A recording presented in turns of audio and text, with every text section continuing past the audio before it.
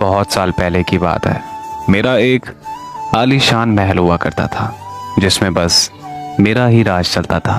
एक दिन उस महल के बाहर कहीं दूर से एक शहजादी आ गई और मुझसे महल में दाखिल होने की फरियाद करने लगी।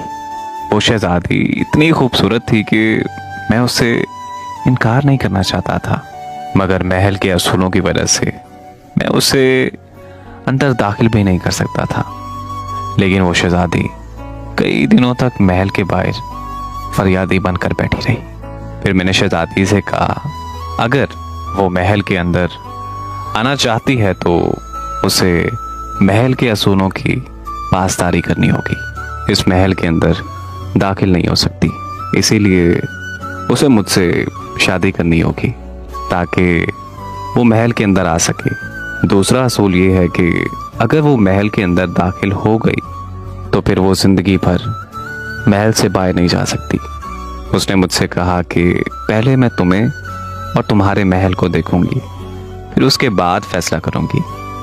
उसकी खूबसूरती और जिद के आगे मुझे अपने महल के असूलों को तोड़ना पड़ा और मैंने उसे महल में आने की इजाज़त दे दी। और उस शहजादी ने महल के अंदर रहते हुए उस महल की बहुत अच्छे तरीके से देखभाल की। उसकी वजह से महल चांद से भी ज़्यादा चमकने लगा। कुछ दिनों बाद मैंने शहजादी से बात की कि अगर उसे मैं और मेरा महल पसंद आ गए हैं तो वो महल के असूलों की पासदारी के लिए मुझसे शादी कर ले।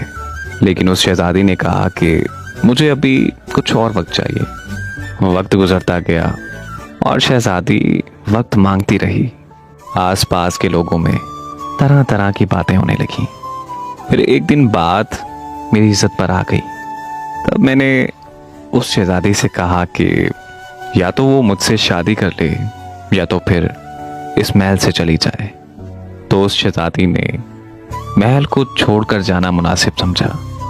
उस शहजादी के महल से जाते ही महल को आग लग गई और वो महल जलकर राख हो गया। उस शहजादी की वजह से कितने महल जलकर राख हो गए।